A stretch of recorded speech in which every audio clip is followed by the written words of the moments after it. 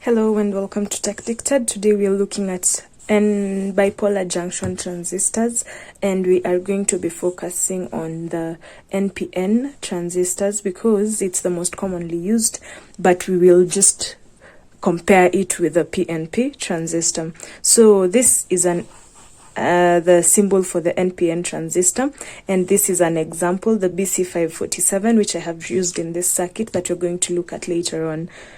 In the BC547, we have the collector, the base, and the emitter. Okay, and then this is how it is in reality. If you can see it, it's this little one here with 3 legs. I will just show it to you later on. And so when we put it in a circuit, I just made this simple circuit for us to use. Let me just close this for a moment. Now, in this circuit, we have a switch, okay, and then a transistor. This is a current limiter. For example, this one we're limiting the current to the LED, and this one we're limiting the current to the transistor. And so we will discuss about how we will find this value and also this value. But for now, I just want to show you what's going to happen. So we have our power source here, and it's taking voltage, current, whichever, to this circuit. Okay, and now while this is open, nothing will happen, no current will flow anywhere. But then when the circuit is closed, okay, when we close S1, voltage flows in the control circuit. Now this, in NPN, this is our control circuit. Okay, voltage flows in the control circuit through to the emitter and back to the power source. Okay, and this allows for the second circuit path to be connected. Okay, when this flows, okay, a path is created here. Okay, when the current starts flowing, let me just get a pen. When current starts flowing, okay, this is closed. When we close this, okay, when we close this, current starts flowing through this circuit, the control circuit. This is our control circuit. And when current flows through this control circuit, a path is created internally in the transistor, which allows for current to now flow in our bigger circuit. Okay, now this will be flowing a huge amount of current as compared to this control circuit, and that's how both transistors function. There is a control circuit that when it's closed, it's like there is a jumper created here, okay, and therefore it's like it's short circuited, and now current can flow through this other circuit. Okay, so this switch can be anything. I will use a switch. Okay, the manual one where you press it to, let me just show you what is happening. You just press it and it opens, closes. Okay, you close the circuit, you open the circuit, close the circuit, open the circuit. Okay, so in that case, we are just using this, but you can now use other things so that this beats the purpose, but for explanation, it does what it's supposed to do. So when you've done that, the current flowing through this will be smaller compared to the overall current that will flow through this LED. Okay, so you can use a small current to control a larger current depending on the rating of the transistor on its data sheet. Okay, now let's proceed to, so this is basically what we've said. The control circuit, this is the flow of current. Okay, I have just shown it. This is what differentiates NPN from PNP. That's why I had to draw it here. So in NPN, the current is flowing base to emitter, positive base, emitter negative, current is flowing in this direction. Now, when we look at the PNP transistor, first of all, let me just bring this back. Let me bring this back, okay? Now, when you look at this two, there's this difference. Okay, let me just, where is my ground? The ground is here. My ground is here in this circuit also. So when you look at these two circuits, first you'll notice the switching on this one is done on the ground side. I think also that's why this is more preferred to this. Switching, mostly people prefer to switch on the ground side and leave this live or whatever you would like to call it part closed. Okay, so this is always connected as it's supposed to be, but then the switching happens on the side where the ground is. On this PNP one, switching happens on the side where the live is. That's where the switching, and then the remaining circuit, the LED that is in our case or our load, is on this side of the ground. Okay, so on the ground side it's closed, then switching happens on this other side. That's the difference between the two. And so due to that, I have interchanged the emitter and the collector, so don't be confused. The collector is still the one, so in this one it's pointing in. Okay, that's how I was told. Okay, PNP. Okay, PNP. I don't know how it was done such that this becomes PNP, but pointing in is PNP. Not pointing in is NPN. Okay, now in this case it's still the same exact thing, but the difference now is this. Okay, positive is on the emitter side, negative is on the base side, and now current is flowing this way. This is our control circuit. Okay, this is our control circuit. Okay, so we have NPN and PNP. Same thing applies. When this switch is closed, okay, current can now flow through this control circuit, and when current is flowing through the control circuit, a jumper is created here, or it's shunted, and current can now flow to our load. Okay, and remember, this switching device does not have to be a switch because this beats the purpose of the whole circuit, but for explanation purposes this is the simplest way to do it. That's why I preferred the switch instead of using anything else. So let's now go to our circuit. Okay, so I have this circuit. Let me just start here. I have this circuit. It's almost the same thing. It's actually the same thing as the one I have just removed.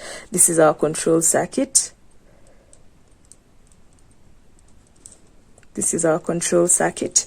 And now we have, for us to come up with these resistances, we need to know a few things. First of all, look at the LED you're using. Mine is an orange one. So after looking at its data sheet, which I will leave links to, its data sheet states how a current and voltage required for it to operate. Okay, also BC547, you can look at its data sheet. It also states the current base VBE, which is what we need as our voltage that's being brought in, but the total voltage is 5. So according to my the data sheets I looked at, which I will leave in the link in the description, I think the current could be from 20 milliamperes, it would work, to around 50 milliamperes.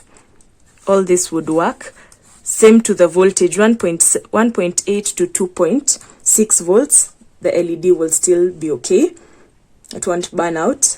Now, the BC547 VBE is 5 volts, IB is 0.5 milliamperes, and then, or 5 milliamperes. When you're using this, IC will be this, okay? And when you're using 5 milliamperes, IC will be 100, okay? Max IC will be 100, and max IC here will be 10 milliamperes. And then our source voltage, of course, is 5 volts. Now, using this information, I am going to start my calculation. We've said we have 5 volts as our supply, and 5 volts will be going into both of these circuits, okay? 5 volts because they're connected in parallel, okay? Our circuit still looks like this, okay? So we have, okay, let me use the green one, it seems that it's not working. So we have our circuit that goes to, okay, let me just not draw it then. We have this circuit, okay?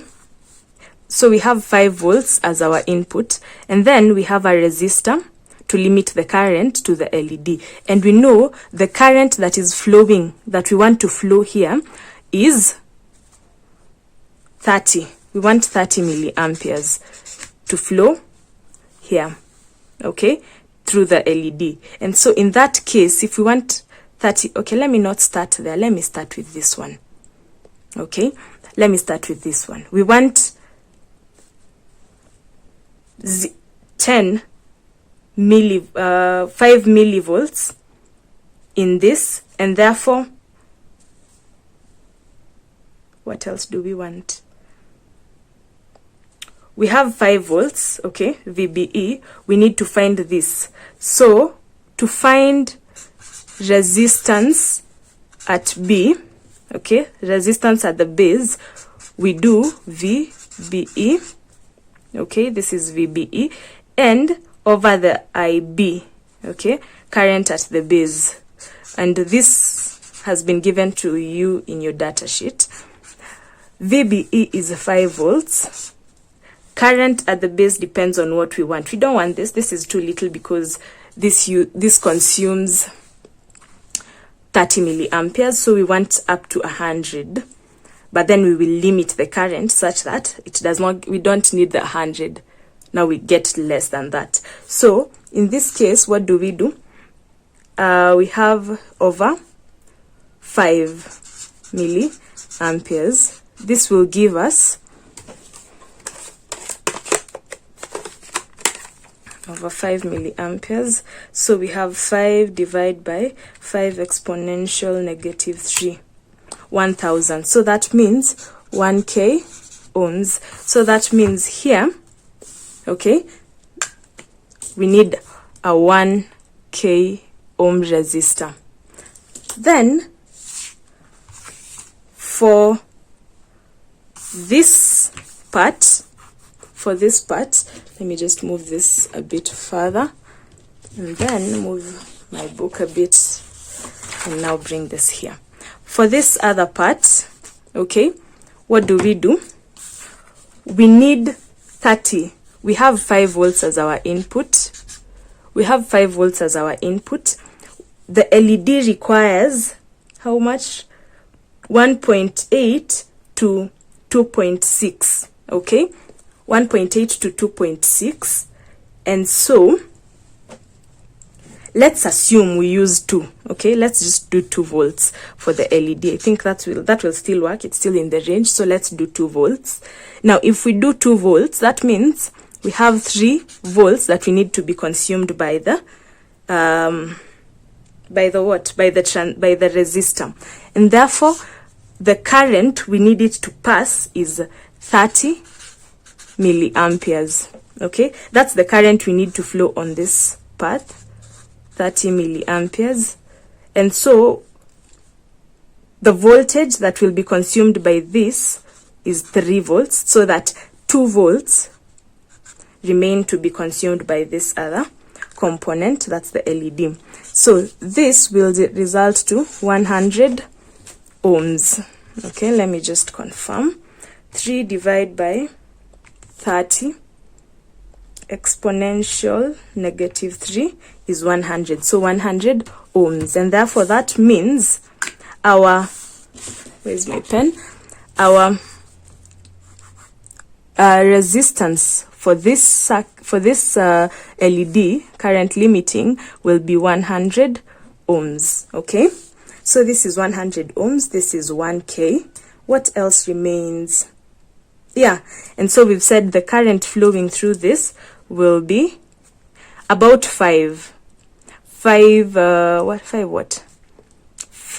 milliamperes, and this one 30 milliamperes, because of this calculation and the resistors we've placed. Okay, so now let's look at this and try.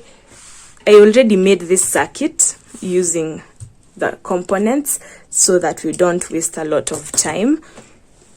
Now I'm just going to use my multimeter to measure voltage at different points in this circuit. Now let's start where? Let's first make sure this is 5 volts. Okay, so we can take any 2 points in this circuit. Let me just, so when you switch it on, switch it off, switch it on, switch it off. But I want to bypass that so that it just remains on. Okay, so right now it will just be on because I have placed the circuit in the same side with the wire that connects to the switch, and so it will stay on. If I placed it here, then it will need the pressing. Now let's look at the voltage on this and also on this side. Come to this resistor. If we come to this, let's switch this on first. It does not exceed 20 volts, so I'll just put it at 20, and it's not less than that. So at 20, come to this part and measure the voltage across this comp. Where do we start? Let's measure the voltage across different components. So let's measure the voltage across this resistor and see how much voltage we have there. We have 2.9, which is equivalent to 3. It's almost 3. So that makes sense. And then we come to this component, 2.1. Okay, still good because this is 2.2 volts. This is 2 volts and this 2.1. It's okay. Then let's measure the voltage between which points. Let's measure the voltage across this resistor. We expect it to be voltage to be 5, around 5 volts. Yeah, let's see.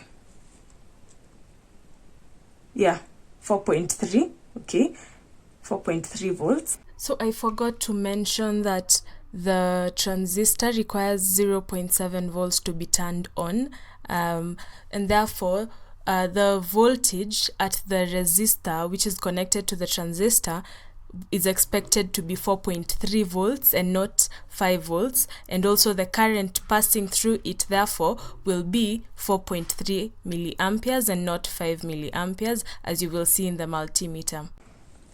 Then we come to what else? Let's now measure current. So for current, unlike voltage, I will be using this wire.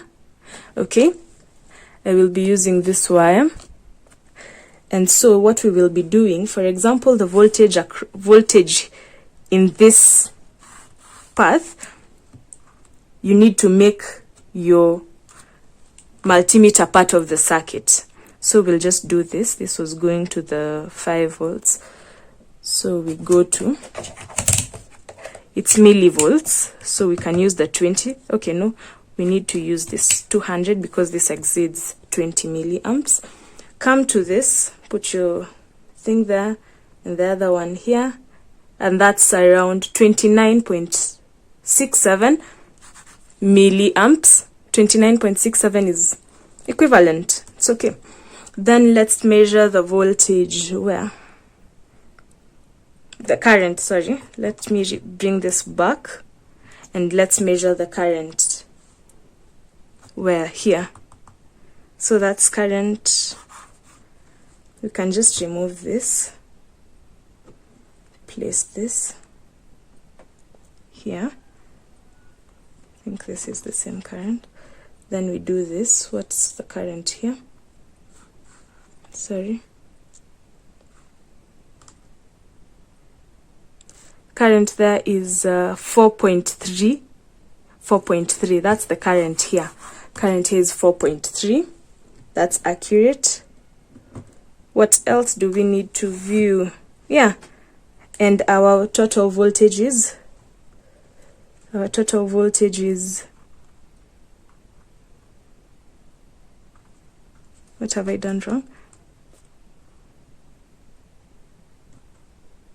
Oh, sorry. Eish. Okay, so we're back to this. We're going to look at voltage here. Our total voltage is 5.1, not so bad.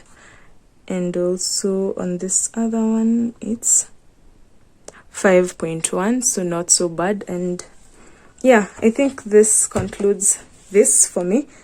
If there is any question anyone has, you can leave it in the comment section. However, yeah, I think that's it. Thank you.